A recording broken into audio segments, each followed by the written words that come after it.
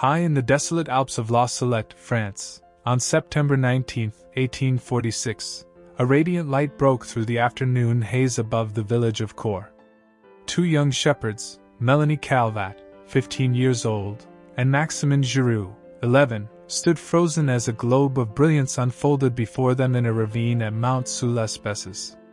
From within emerged the Blessed Virgin Mary, seated upon a stone, her face buried in her hands, weeping with a sorrow that pierced the silence of the mountains. She wore a white robe adorned with pearls, a golden apron, and a crown of roses encircling her head, with a luminous crucifix on her breast, bearing a hammer and pincers, symbols of humanity's sins and the means of redemption. Rising, she gazed upon the children with tender love and spoke in their native French, her voice both gentle and grave, saying, "Come near, my children, be not afraid, I am here to tell you great news." Mary began her public message with a lament for humanity's rebellion against her Son. "If my people will not submit, I shall be forced to let fall the arm of my Son," she declared. "It is so heavy, so pressing that I can no longer withhold it." She grieved over two sins that wounded her Son's heart most deeply: the neglect of Sunday as a day of rest and worship, and the blasphemy that profaned God's holy name. "I gave you 6 days to labor, and the 7th to rest and devote to me, but you give it to sin," she said, her tears falling as she spoke. "And those who drive carts cannot swear without bringing in my Son's name. These are the two things which make the arm of my Son so heavy." She then turned to the shepherd's own failings, gently reproaching their neglect of prayer. "You, my child, do you say your prayers properly?" she asked Mélanie. "And you, my child, do you not forget to offer your prayers night and morning?" she asked Maximin. Both admitted they prayed little, and Mary urged them to pray at least an Our Father and a Hail Mary each day, adding, "If you have little time, say them with devotion." Her words carried a mother's plea for fidelity, not only for the children but for all her people. Turning to prophecy, Our Lady foretold imminent chastisements if humanity did not repent. "If the harvest is spoiled, it is your own fault," she warned. "I made you see this last year with the potatoes, you took no notice." She recalled the potato blight of 1845, which had begun to devastate crops, saying, "When you found the potatoes spoiled, you swore, and you threw in my Son's name. They will continue to decay so that by Christmas there will be none left." Her prediction was precise. The potato famine of 1846 to 1847 would plunge Europe into hunger, a direct consequence of unheeded warnings. Mélanie, puzzled by the word potatoes in French, understood only when Mary repeated it in their local dialect, lafties, showing her intimate care for their understanding. Mary's prophecies grew darker. "If you have corn, it will not do to sow it. All you sow the insects will eat, and what comes up will fall into dust when you thresh it," she said. "A great famine will come. Before the famine comes, children under 7 will be seized with trembling, and will die in the hands of those who hold them." She spoke of widespread suffering, with the faithful enduring great trials while sinners remained indifferent. "The walnuts will become bad and the grapes will rot," she added, foretelling the failure of crops and the ruin of sustenance, symbols of a world turning from God's providence. Yet, amid these warnings, Mary offered hope. "If they are converted, the stones and rocks will turn into mounds of wheat, and the potatoes will be self-sown in the fields," she promised. Conversion could avert disaster, restoring abundance through repentance and obedience. She urged the children to spread her message, saying, "Well, my children, you will make this known to all my people." Her public discourse ended with a call to action, a mandate to proclaim her words to a world teetering on the edge of judgment. Then, drawing each child aside, Our Lady entrusted them with secrets, spoken in whispers that none but they could hear. These were not to be revealed immediately but were later written and published under ecclesiastical guidance, as recorded in the e-book. Maximin's secret, disclosed in 1851 to Pope Pius IX, began with a vision of divine mercy amid tribulation. Mary told him, "Maximin, my child, listen carefully.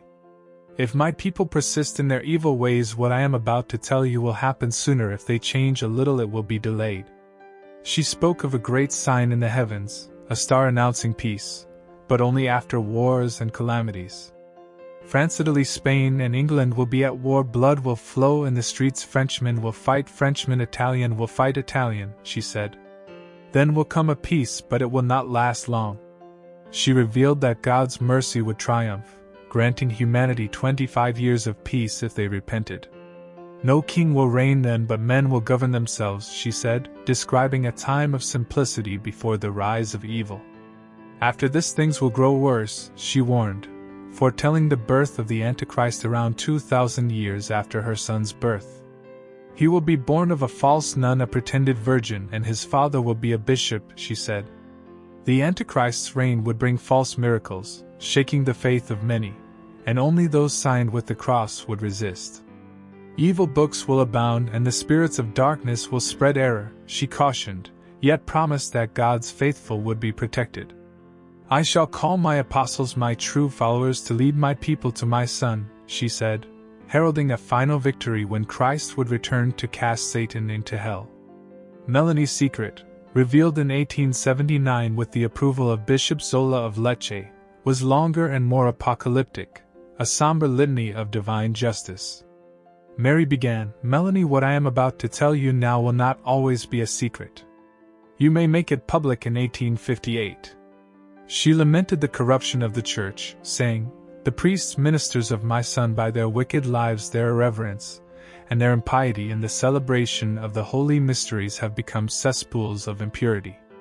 Their sins, she warned, would bring divine wrath upon the earth. The chiefs, the leaders of the people of God, have neglected prayer and penance, and the devil has bedimmed their intelligence, she said, foretelling a great apostasy. She prophesied a cascade of calamities. In the year 1864, Lucifer, together with a great number of demons, will be unloosed from hell, she said. They will abolish faith little by little, even among those consecrated to God. She spoke of false teachings spreading through evil books and secret societies, with demons appearing as angels of light to deceive humanity. Rome will lose the faith and become the seat of the Antichrist, she declared, a chilling vision of the church's heart overtaken by darkness. The church will be an eclipse, the world in dismay, she said, predicting a time when nations would abandon Christian virtue. Mary detailed natural and supernatural disasters. The earth will be struck by calamities of all kinds, pestilences, famines, earthquakes, and signs in the heavens, she said. Fire will rain from the sky, and 2/3 of the world will perish. She described a darkened sun, a blood-red moon, and poisoned air, with only those bearing Christ's cross spared. The wicked will give themselves over to all kinds of sin, she warned, foreseeing a false Messiah supported by demons, deceiving even the elect with false resurrections and miracles. The seasons will be altered, the earth will produce nothing but bad fruit, the stars will lose their regular motion, she said, painting a world unraveling under divine judgment. Yet Mary's message was not without hope. God will raise up great saints, she promised, naming Enoch and Elijah to combat the Antichrist.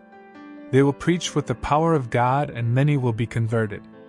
She foretold a holy pope and a great French monarch, chosen by God to restore the church. The triumph of the church will come, she said, envisioning a renewed Christendom where nations would worship her Son. All the nations will be blessed by this peace, and my Son's name will be glorified, she declared, promising a golden age before the final judgment. Our Lady concluded her secrets with a call to fidelity. To Mélanie, she said, do not be troubled, my child, my Son's church will suffer, but it will never be destroyed. To both children, she entrusted her mission, you will make this known to all my people.